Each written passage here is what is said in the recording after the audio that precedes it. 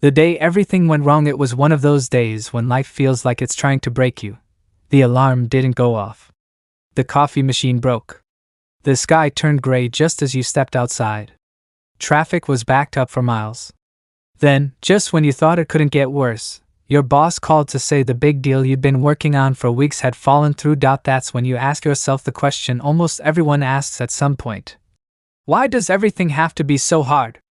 Most people stop right there, blaming the weather, the traffic, the world, or luck. But a few people, the kind who build calm confidence and unstoppable strength, they think differently. They've learned one of life's hardest lessons, one Napoleon Hill himself called the foundation of personal power. You cannot control the world around you, but you can always control the world within you. The story of the two gardeners. Many years ago, in a quiet town outside Chicago, there were two men who lived side by side. They both planted gardens in their small backyards every spring. The first man, Henry, was always frustrated. He would stand in his yard shaking his fist at the clouds. If the rain didn't come, he complained. If too much rain came, he complained even louder. He spent hours every week worrying about what might go wrong: the weather, the insects, the soil, even his neighbor's cat. The second man, Mr. Collins, was very different. He rose early, smiled at the sunrise, and worked quietly. When storms came, he didn't curse them. He adjusted his plans. If it rained, he stayed inside and repaired his tools. If it was dry, he carried water by hand to every plant. At the end of the season, Mr. Collins' garden was full of color and life. Henry's garden, though once planted with the same care, had withered under neglect, because Henry spent all his energy fighting what he could never change. One summer evening, Henry finally asked his neighbor, "Collins, how do you stay so calm when everything seems against you?" Mr. Collins smiled and said, "Because I know the difference between what belongs to me and what doesn't. The weather doesn't belong to me. The soil does. The rain doesn't belong to me. The watering can does. My job isn't to command the clouds, it's to tend my garden." Henry never forgot that sentence, and neither should you. The secret circle. Imagine a circle drawn in front of you. Inside that circle are the things you can control: your thoughts, your actions, your attitude, your words. Outside the circle are the things you can't control: other people, the weather, traffic, luck, and the past. Most people live their whole lives outside their circle. They waste their time trying to fix people, rewrite history, or win battles they were never meant to fight.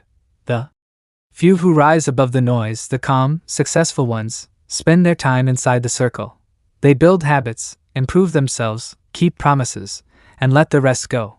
Napoleon Hill wrote that every man must become the master of his own mind before he can master his circumstances. The circle of control is where that mastery begins. When life tests you, let me tell you about a young man named David. David had just lost his job. He sat in his small apartment, staring at the bills piling up on his kitchen table. His thoughts raced. What if I can't find another job? What will people think? What if I fail again? For 3 days he barely slept. His anger grew, his confidence vanished. Then, while cleaning his old bookshelf, he found a worn copy of Think and Grow Rich. The first page he opened to read said, "Every adversity carries with it the seed of an equal or greater benefit."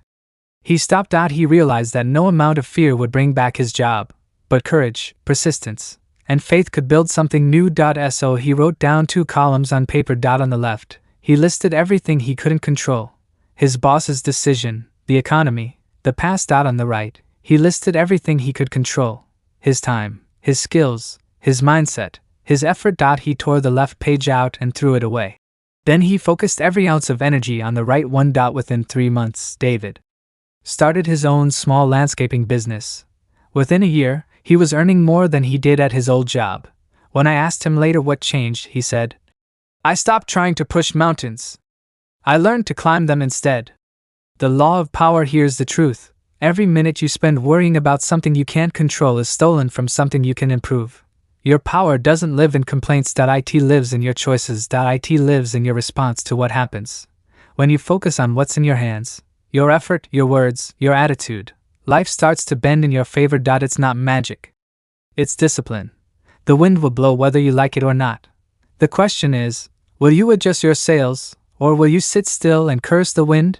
Hill's lesson. Napoleon Hill once interviewed hundreds of the most successful people in America, from Henry Ford to Thomas Edison. He discovered that none of them had perfect lives. All of them faced obstacles, setbacks, and unfair circumstances. But they shared one powerful habit: they never wasted energy on what they couldn't control. Instead of complaining, they adapted. Instead of worrying, they acted. They understood that control of self is control of destiny. Your turn tonight. Take a sheet of paper. Draw a big circle in the middle. Write inside it all the things that truly belong to you, your habits, your thoughts, your daily actions. Then write outside it all the things you can't change, other people's opinions, the weather, the past. Look at that circle every morning. Stay inside it, because once you do, life becomes simpler, calmer, and infinitely more powerful. Transition to part 2. In the next lesson, we'll uncover the second rule of brutal simplicity: how to stop caring what others think and reclaim the freedom to live your own life without apology. Because until you free yourself from the opinions of others, you'll always be a prisoner in your own mind. Would you like me to continue and write part 2, about 1,000 words? Stop caring what others think, in the same Napoleon Hill story style next? Part 2, the mirror principle. Hook, the friend who never changed. Everyone has that one friend. You know the one, always late, always making excuses. You tell them the movie starts at 7, and they stroll in at 8. You've talked, argued, reasoned, pleaded, and nothing ever changes. At first, you think maybe you're not explaining it right. Maybe if you just say it differently, they'll finally get it. But the months pass. The years pass. And the same old pattern repeats. You start to wonder, why can't they just change? But here's a truth that shook me when I first learned it. A truth Napoleon Hill himself would have underlined in red ink. You cannot change other people. You can only change the way you respond to them. The tale of the two brothers. Many years ago, in a small Ohio town, two brothers ran a furniture store together. Jack was the older one, calm, steady, patient. Tom was younger, fiery, quick-tempered, convinced the world should bend his way. Customers liked Jack. They said he made them feel heard. But Tom? He scared people off with his harsh words and short fuse. Jack tried everything to fix his brother. He gave him books on salesmanship, quotes about patience, even sermons about kindness. Nothing worked. The more Jack tried to correct him, the angrier Tom became. One day, after another argument that drove a paying customer out the door, Jack walked to the back room and stared at himself in the mirror hanging by the coat rack. He looked tired, not from work, but from fighting a battle he could never win. That's when a quiet thought came to him. What if the person I need to change isn't Tom, but me? So Jack stopped lecturing. He stopped trying to mold his brother. He focused instead on becoming the best version of himself, greeting customers warmly, running the books honestly, keeping calm when Tom shouted. Something strange happened. Without pressure, Tom slowly began to soften. He started copying his brother's calm tone. The customers noticed. Business grew. It wasn't the lectures that changed Tom. It was the example. As Hill wrote, no man can change another, but every man can inspire change by his own conduct. The law of the mirror. Here's what Jack discovered. When you fight another person's nature, you lose twice. Once in frustration, and once in peace of mind. Trying to control someone else is like trying to pull open a flower that isn't ready to bloom. You'll only tear the petals. People grow when they decide to. Your words may plant the seed, but the decision to bloom belongs to them. So instead of saying, how can I make them change? Ask, what can I change in myself that makes peace possible? Because the mirror never lies. The only person you truly control is the one staring back at you. The woman who tried to rewrite her husband. Let me tell you about Ellen. She was bright, social, full of energy. Her husband, Robert, was the quiet type, loved staying home, reading history books, and spending weekends in the garden. Ellen believed if she just planned enough dinner parties, Robert would become outgoing like her. So she filled their calendar with events, charity dinners, picnics, neighborhood gatherings. But the more she pushed, the more Robert pulled away. He felt judged for who he was. She felt disappointed for who he wasn't. After years of tension, a friend gave Ellen an old copy of Think and Grow Rich. One line jumped off the page. You are the master of your fate, but not of another man's. That night she realized she'd been trying to manage someone else's destiny. So she stopped. She let Robert be himself. She went out when she wished, and stopped dragging him along. To her surprise, their marriage improved. He felt respected. She felt free. Love returned, not because he changed, but because she did. The power of acceptance here is a simple formula that works like magic. 1. Accept people as they are. Your late friend will likely stay late. The talker will talk. The quiet one will stay quiet. You can either adapt or exhaust yourself fighting. What is point 2? Decide if you can live with the if yes, stop complaining. If no, create distance. Both are acts of peace. Point 3. Focus on your own growth. Every ounce of energy you waste trying to fix someone could be building your own discipline, skills, or happiness. Remember, change is contagious. When you evolve, people around you often follow, not because you demanded it, but because your peace becomes impossible to ignore. A lesson from the workshop floor during the Great Depression. Napoleon Hill visited a steel plant in Pennsylvania. He watched as foremen shouted at workers to move faster. Point 1. Young man, however, worked quietly, efficiently, without being told. Hill asked him later how he stayed so calm amid all the yelling. The worker smiled and said, "Sir, I stopped trying to make my boss a better man. Instead, I decided to become one myself." Within 2 years, that same worker was promoted to supervisor, and the shouting foreman was working under him. Hill later wrote in his notes, "Self-mastery is the only form of leadership that never fails." Your challenge tonight: think of the one person in your life you've been trying to change, a friend, a partner, maybe even a child or coworker. Ask yourself, have my efforts brought peace or frustration? Am I trying to control someone else's will instead of strengthening my own?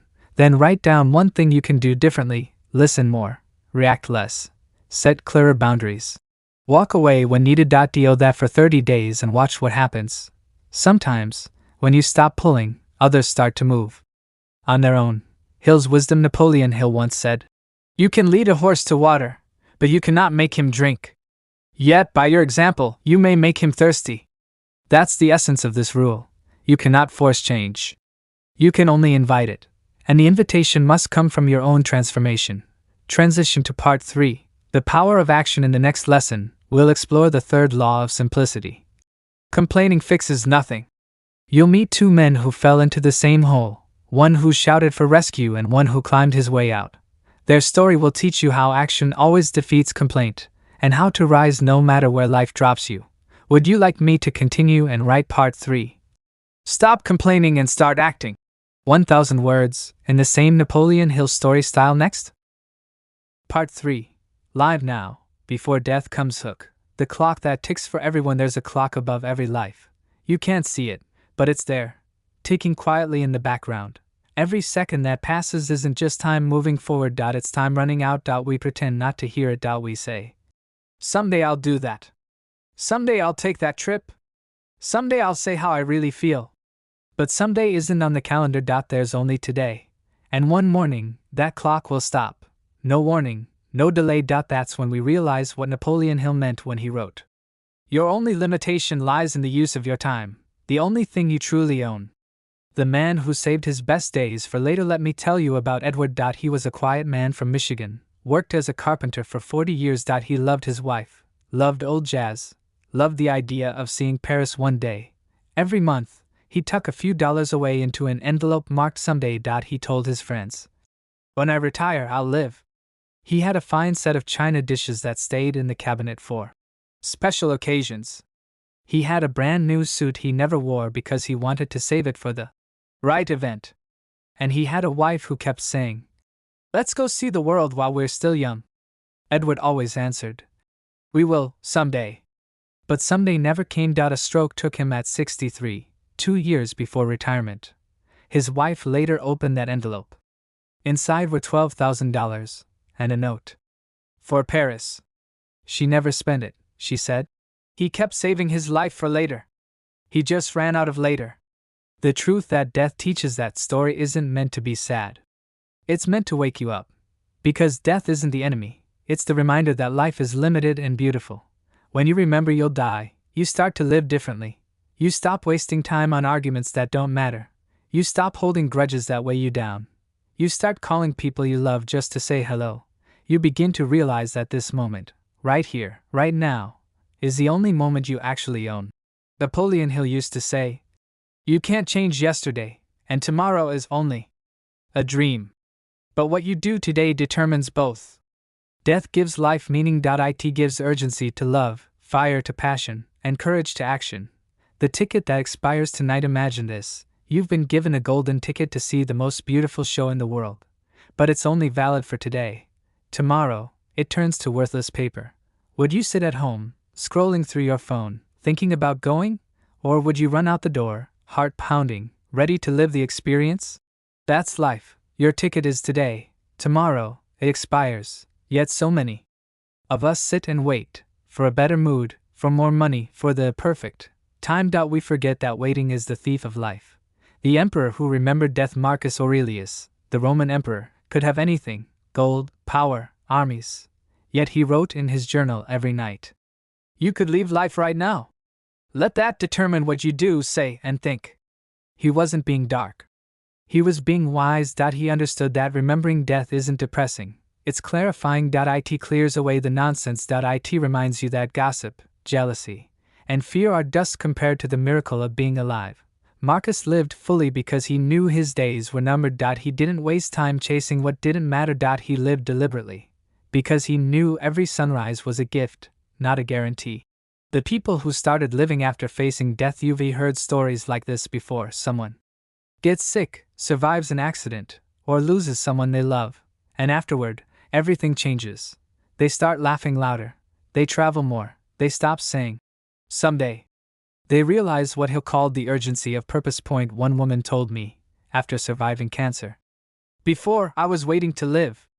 After, I realized I already could. The fear of dying had shown her how to live. Why wait for tragedy to teach that lesson? Children already know. Watch a child for one afternoon, and you'll see the truth in its purest form. When a child wants to play, they don't say, maybe later. They don't save joy for a better time. They run, laugh, explore. Now, they don't think about death, but they live as if they understand it perfectly. Now is all we ever have. We adults forget that. We trade the magic of now for the illusion of control. We say, I'll be happy when. But happiness never waits for permission. The lesson today is the special occasion. Don't save your good dishes for guests. Don't save your kind words for the right moment.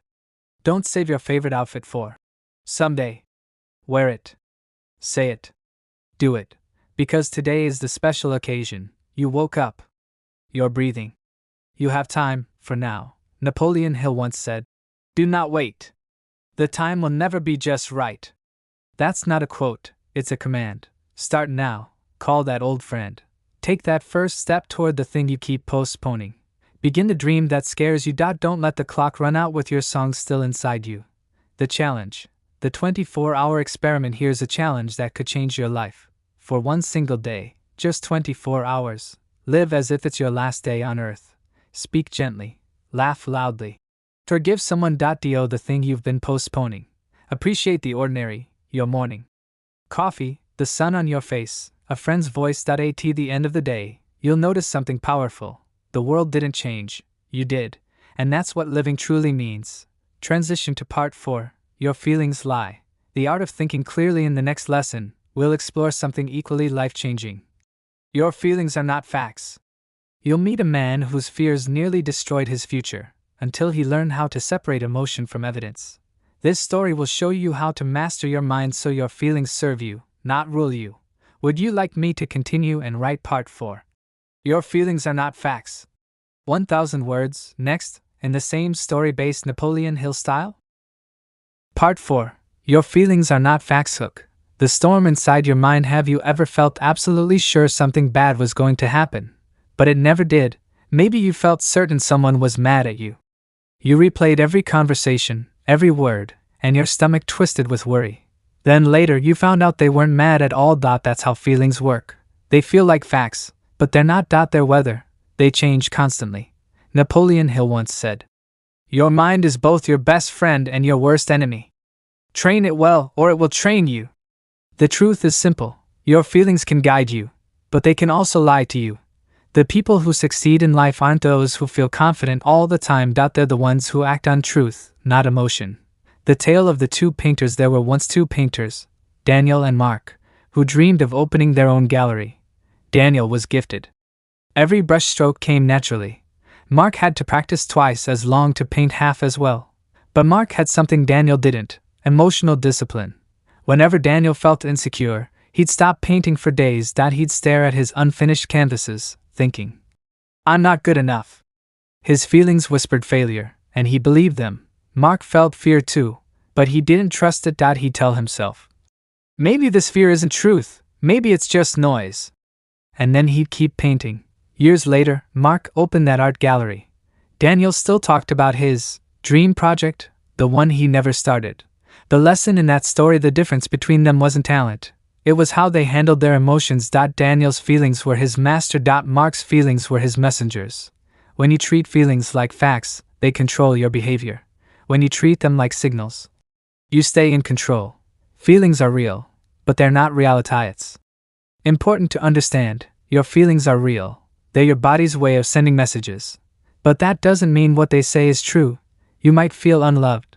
That doesn't mean you are unloved. You might feel like everyone's judging you. That doesn't mean anyone actually is. You might feel like you'll fail. That doesn't mean you will. Feelings are like weather. You can't stop the rain, but you can carry an umbrella and keep walking. Emotional maturity means doing what's right even when your feelings scream otherwise.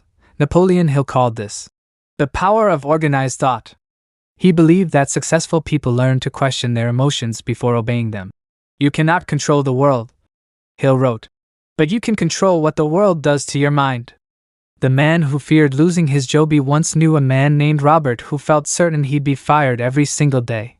Every morning, he'd wake up with his stomach in knots. He replayed every meeting in his head, convinced his boss secretly disliked him. That feeling of fear was so strong that it felt like truth. But 5 years later, Robert still had the same job.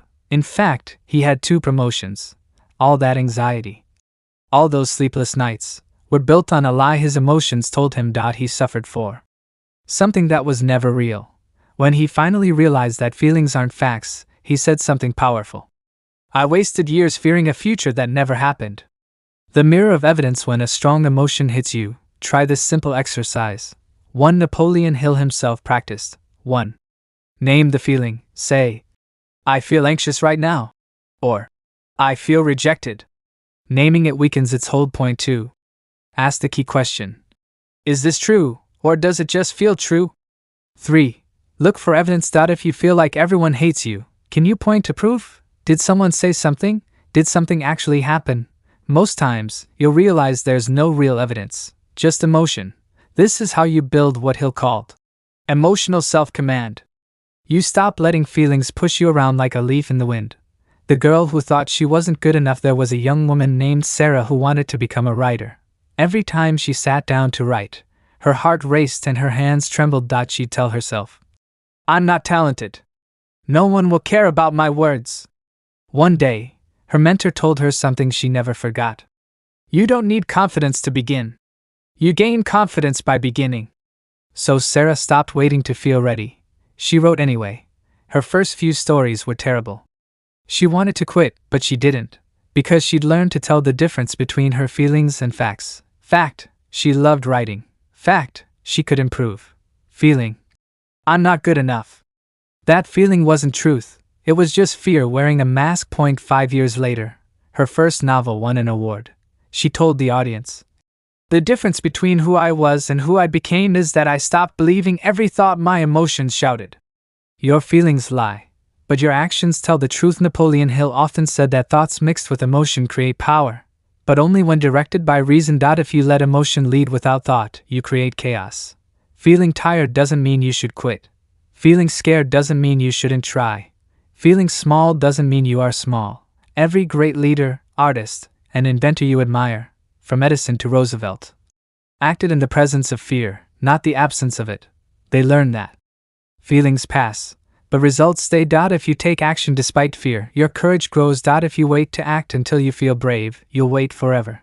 The challenge: the 7-day emotion check. For the next 7 days, practice this simple rule. Whenever a strong emotion hits you, anger, fear, insecurity, stop and ask, 1. What am I feeling? 2. What are the facts? 3. What can I do that's wise, not just emotional? Write your answers down. At the end of the week, you'll notice something amazing. Your feelings still come, but they don't control you anymore. You become the thinker, not the thought. And that's the real goal. Emotional intelligence isn't about feeling nothing. It's about feeling everything, but still choosing truth over emotion. Hill's wisdom. Napoleon Hill wrote in Think and Grow Rich. There are no limitations to the mind except those we acknowledge. When you believe every fear, every doubt, every insecure feeling, you're acknowledging limits that aren't real. When you question your feelings and act on facts, you become unstoppable. Remember, your feelings are weather. The sky above, your true self, stays clear no matter what storms pass through. Transition to Part 5. The power of hard work. In the next chapter, we'll explore another timeless law of success. Hard work beats talent. You'll meet two boys who wanted to master the piano, one gifted, one ordinary, and learn how persistence always outruns natural ability. Their story will show you that discipline is the bridge between dreams and achievement. Would you like me to continue and write Part 5? Hard work beats talent. 1,000 words, next in the same Napoleon Hill story style? Part 5. Hard work beats talent. Hook. The secret everyone misses everywhere you look. People worship talent. We admire the naturally gifted. The ones who seem born for success. We say things like, she's a natural. Or, he was just born lucky. But here's a truth that Napoleon Hill understood better than most. Persistence is to talent what oxygen is to fire. Without it, brilliance dies. Hard work doesn't just compete with talent, it beats it, time after time. Talent gives you a head start, but hard work finishes the race. Let me tell you a story. The tale of two boys and a piano. In a small American town, two boys began piano lessons on the same day. Their names were Ethan and Caleb. Ethan was a prodigy. From the first lesson, his fingers danced across the keys like they were born there. He could hear a tune once and play it back perfectly. His teacher called him a natural. Caleb, on the other hand, struggled. He stumbled through simple scales. His fingers were stiff, his rhythm clumsy. When Ethan played, people gathered around to listen. When Caleb played, they smiled politely and left early. But Caleb had one thing Ethan didn't, a decision.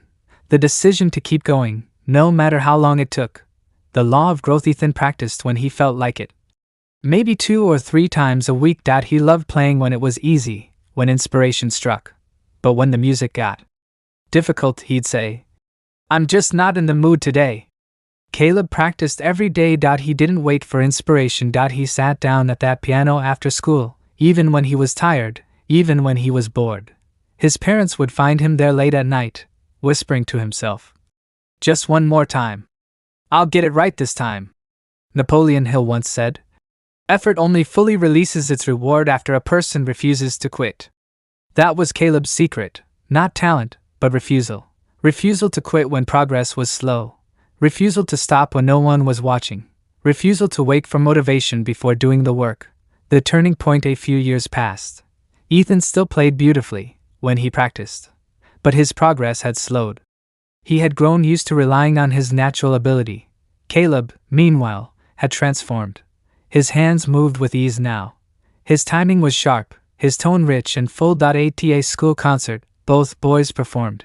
Ethan played first, a short, simple piece. It was good, but not breathtaking. Then Caleb took the stage. He played a song he had written himself, a song that filled the room with power and emotion. When he finished, the crowd stood and cheered. Ethan smiled politely, but inside, he understood.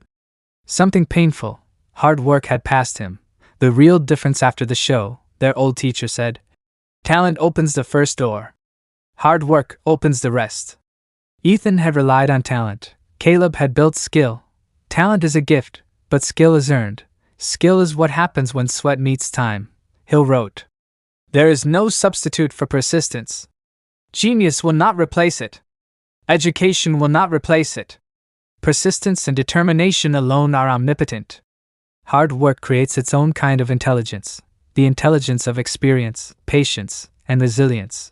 The silent power of repetition. Caleb's progress wasn't magical, it was mathematical. He practiced 2 hours a day, 7 days a week. That's 728 hours a year. After 5 years, he had put in more than 3,500 hours. That's the compound interest of effort. While Ethan waited for motivation, Caleb was stacking quiet victories. Each hour added up like pennies in a jar, small alone, but powerful. Over time, Napoleon Hill called this the rhythm of persistence. The idea that small, consistent effort beats short bursts of passion. Success doesn't come from one giant leap, it comes from thousands of small, steady steps. The factory worker and the millionaire. Many years later, Caleb became a composer. His music was played on radio stations across the country. Ethan worked as a music teacher, still talented, still gifted, but still waiting for inspiration. One day, they met again. Ethan asked, "How did you do it, Caleb? You were never the best in class." Caleb smiled and said, "You practiced when it was easy. I practiced when it was hard." That's the difference between a dream and a destiny. The formula Napoleon Hill taught. Hill's formula for success was simple, but powerful. 1. Definite purpose. Know exactly what you want. 2. Burning desire. Want it enough to face discomfort. 3. Faith. Believe it's possible. 4. Persistence. Keep going no matter how you feel. Caleb lived that formula without even knowing it. His purpose. Master the piano. His desire. Prove he could improve. His faith. That effort would lead to mastery. His persistence. Never missing a day. Ethan had desire, but not persistence. That's why talent alone failed him. The farmer's lesson. A farmer once told Hill, "You can't yell at seeds to grow. You've got to water them every day." The same is true of success. Hard work is the watering. Without it, your dreams stay buried. The soil doesn't care if you're talented, it only responds to consistency. You don't need to be the smartest, fastest, or strongest. You just need to be the one who refuses to give up when it's hard. That's how every inventor, entrepreneur, and artist built greatness, not through magic, but through momentum. Challenge. The 30-day persistence test. For the next 30 days, pick one goal, just one. It could be learning a skill, getting fit, writing, saving money, anything.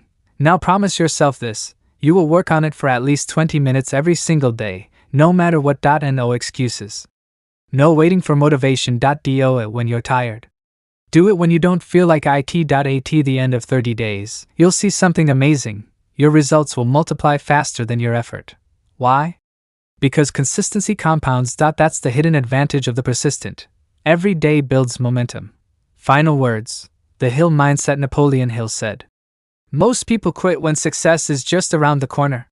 You may not see results right away, but if you keep going, life will start to open doors that seemed locked before. The world rewards the doers, not the dreamers.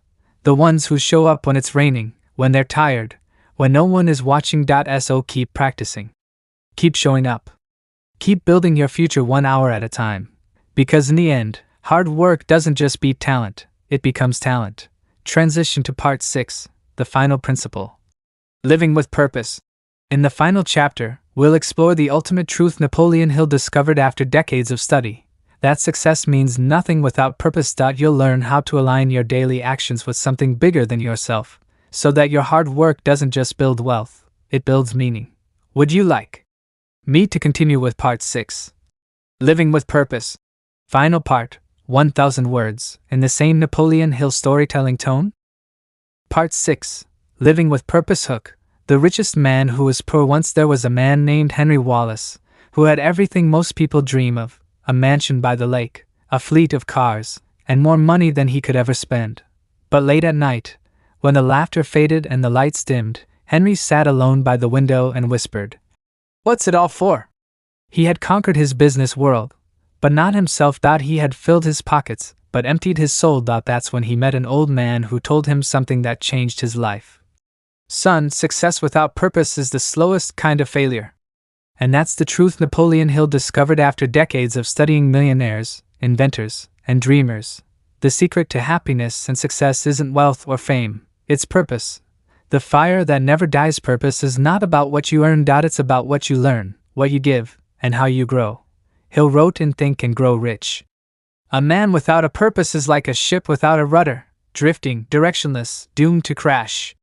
Purpose gives direction to effort. It turns hard work into joy and obstacles into stepping stones. It makes you wake up in the morning with meaning instead of misery. Henry Wallace, the rich man who felt poor, decided to find his purpose.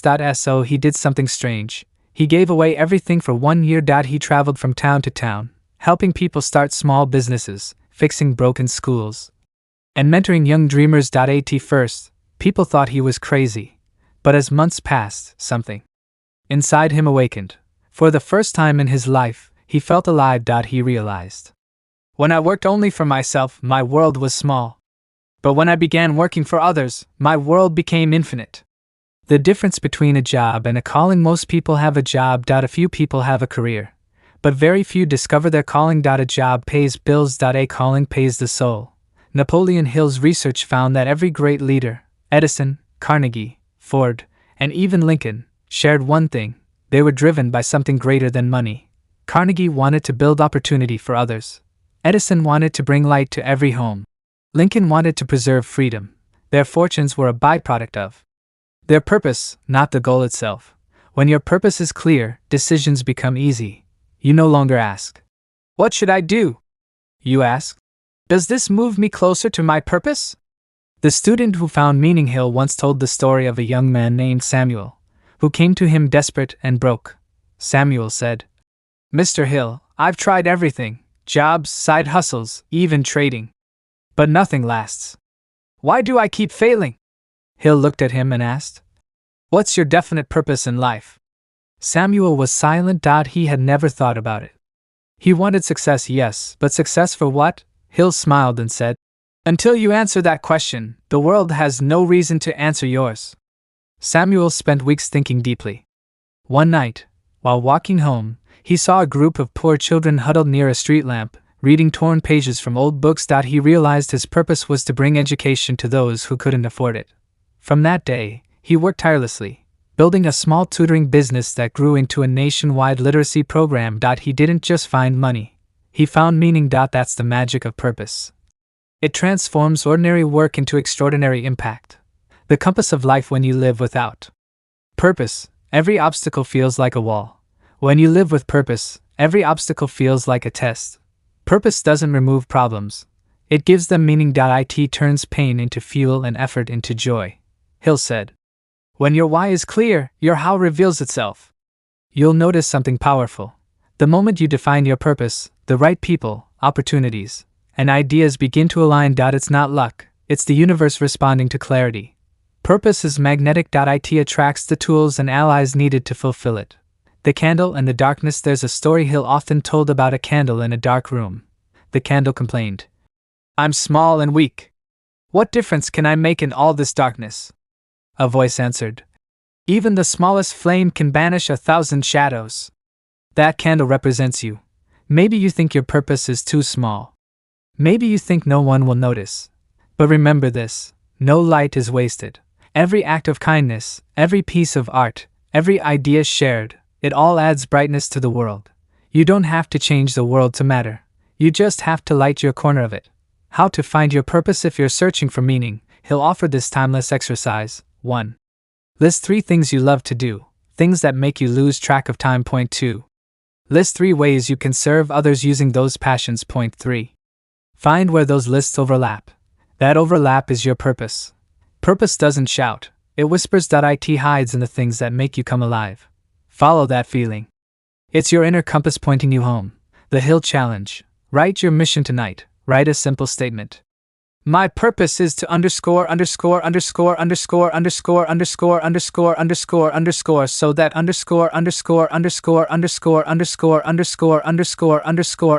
dot. Example.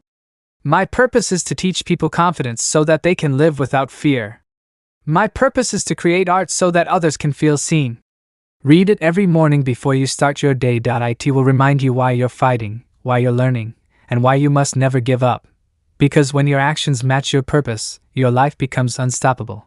Final words. The summit of success. At the end of his life, Napoleon Hill said, "The greatest riches are not measured in gold, but in the peace of knowing you have fulfilled your purpose." True success isn't about how much you collect, it's about how much you contribute. It's not about reaching the top, but about lifting others as you climb. Purpose gives your success a heartbeat. It turns ambition into service and turns life into legacy. So whatever you do, do it with meaning, do it with love, and do it with persistence. Because one day, when you look back, you'll realize the greatest wealth of all was the why behind it all. Sparkle's call to action. If this story touched your heart, backhand index pointing right. Subscribe to the channel for more Napoleon Hill style motivation. Backhand index pointing right. Share this message with someone chasing their dream. Backhand index pointing right. Comment below. What is your purpose? Remember, your story can inspire someone else's awakening. Stay focused, stay persistent, and live with purpose. Because your purpose is the world's unfinished masterpiece, and only you can complete it.